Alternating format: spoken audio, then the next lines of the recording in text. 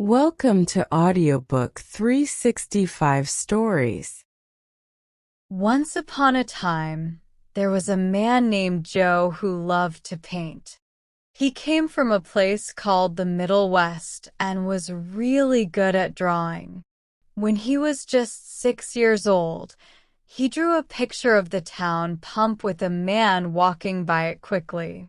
Everyone liked his drawing so much that they put it up in the drugstore window next to a picture of corn. Then there was Delia. She lived in a small village in the south and was very talented at singing. Her family wanted her to get better at singing, so they gave her some money to go to a music school in the north. Joe and Delia met at a place where people learned about art and music. They fell in love and got married because they both loved their art so much. Joe and Delia fell in love quickly and got married soon after. They were very happy because they both loved their art and each other a lot. They moved into a small apartment and started their life together. Their apartment was small and a bit lonely, but they didn't mind because they had their art and each other. They believed that living in a small apartment with your art and the person you love was the best kind of happiness. Joe was learning to paint from a famous teacher, and Delia was learning to play the piano from another famous teacher. They were happy as long as they had enough money. They had big dreams. Joe wanted to sell his paintings for a lot of money, and Delia wanted to become famous for her music. But the best thing, in my opinion, was their life at home in the little apartment, the passionate talks after their day of learning, the cozy dinners and light breakfasts, sharing their dreams and helping each other, and, forgive my simplicity, enjoying stuffed olives and cheese sandwiches at 11 p.m. But after some time, they started having problems with money. Sometimes, even if you love your art, it's hard to keep going when there's no money coming in. They couldn't afford to pay their teachers anymore. Delia decided to give music lessons to earn some money. For a few days, she went out looking for students. One evening, she came home very happy. "Joe, dear," she said excitedly, "I found a student. And, oh, they're such lovely people. General A.B. Pinckney's daughter lives on 71st Street. Their house is so beautiful, Joe. You should see the front door. It's like something from ancient times. And inside, oh, Joe, I've never seen anything like it before. My student is his daughter Clementina. I already adore her. She's a delicate girl, always dressed in white, with the sweetest manners. She's only 18. I'll be teaching her 3 times a week, and guess what, Joe? She'll pay $5 for each lesson. I don't mind at all because once I get a few more students, I can go back to learning from her Rosenstock. Now, let's forget our worries and enjoy a nice dinner." "That's all well and good for you, Deli," said Joe, opening a can of peas with a carving knife and a hatchet. "But what about me? Do you think I'm just going to sit around while you work hard for money? No way. I can find work too, even if it's selling newspapers or doing odd jobs, and bring in a few dollars." Delia hugged him tightly. "Joe, dear, you're being silly. You must keep focusing on your studies. It's not like I've given up on my music and started doing something else. Teaching helps me learn too. I'm always surrounded by music. And we can live happily even on $15 a week. Don't even think about leaving Mr. Magister.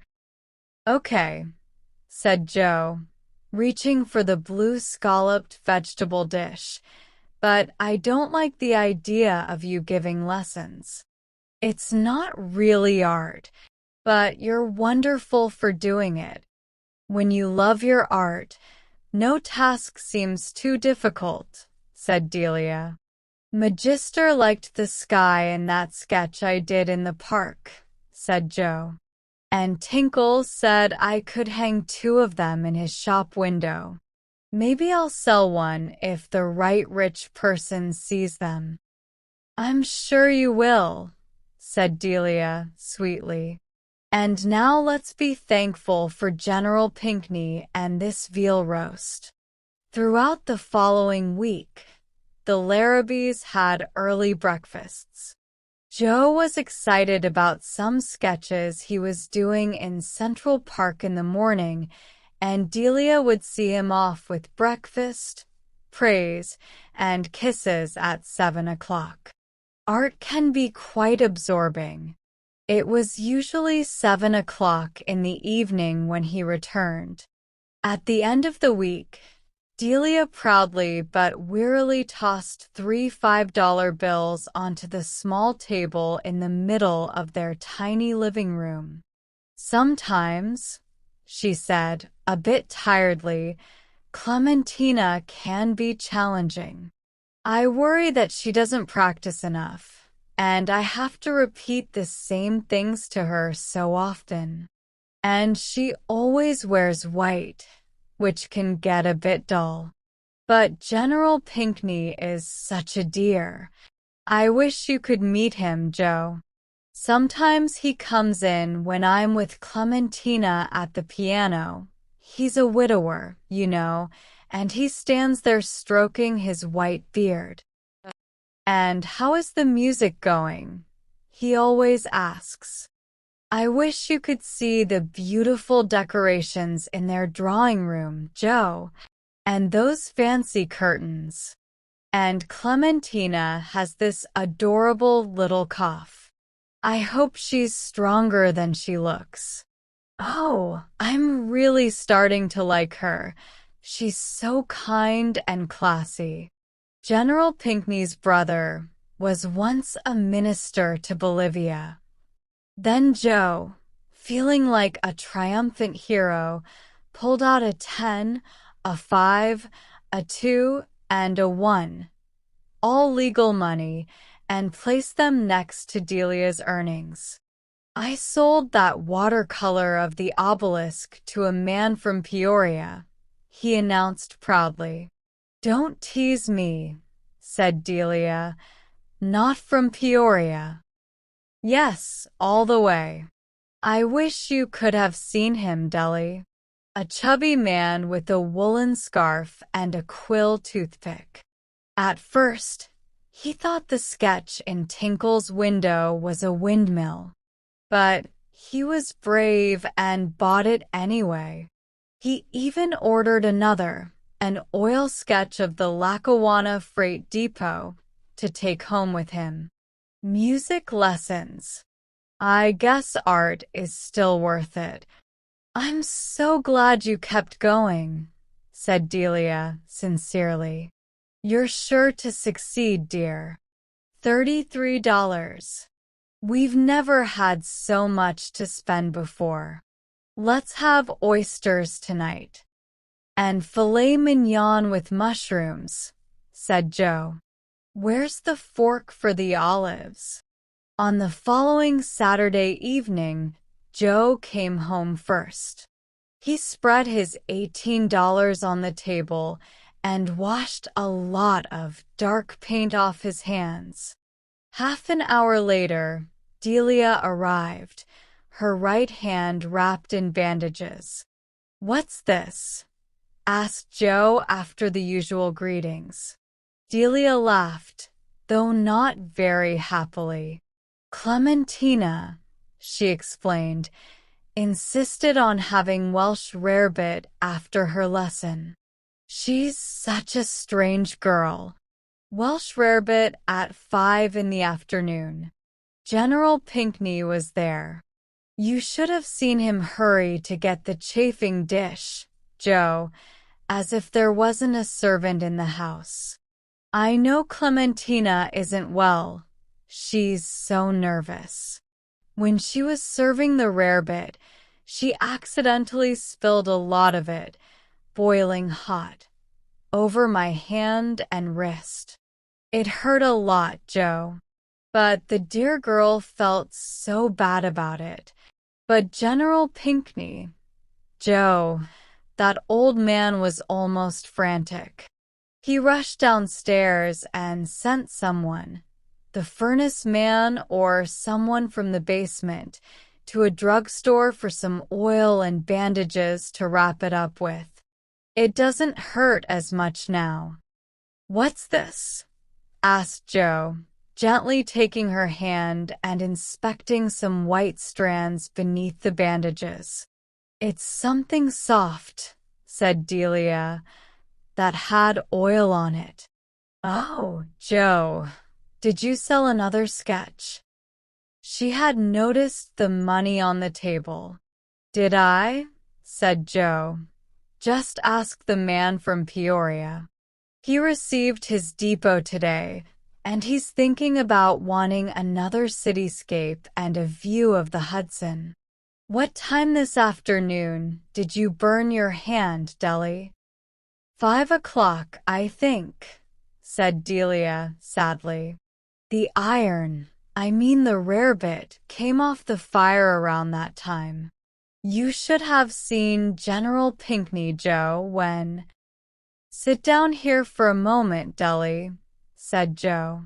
He pulled her to the couch, sat beside her, and put his arm around her shoulders. What have you been doing for the last 2 weeks, Deli? He asked. She hesitated for a moment or two with a look full of love and determination, and then confessed through tears. I couldn't find any students, she admitted, and I couldn't bear to see you give up your lessons. So I got a job ironing shirts at that big laundry on 24th Street. And I think I did a good job of making up both General Pinckney and Clementina, don't you, Joe? And when a girl at the laundry accidentally burned my hand with a hot iron this afternoon, I was on my way home, making up that story about the Welsh rarebit. You're not mad, are you, Joe? And if I hadn't found work, you might not have sold your sketches to that man from Peoria. He wasn't from Peoria, said Joe, slowly. Well, it doesn't matter where he was from. How clever you are, Joe, and— Kiss me, Joe. And what made you ever suspect that I wasn't giving music lessons to Clementina? I didn't, said Joe, until tonight. And I wouldn't have then, except I sent up this cotton and oil from the engine room this afternoon for a girl upstairs who burned her hand with the iron. I've been working as an engineer in that laundry for the last 2 weeks. And then you didn't. My buyer from Peoria, said Joe, and General Pinckney are both products of the same creativity, but you wouldn't call it either painting or music. And then they both laughed, and Joe began. When one loves one's art, no service seems. But Delia stopped him with her hand on his lips. No, she said, just when one loves.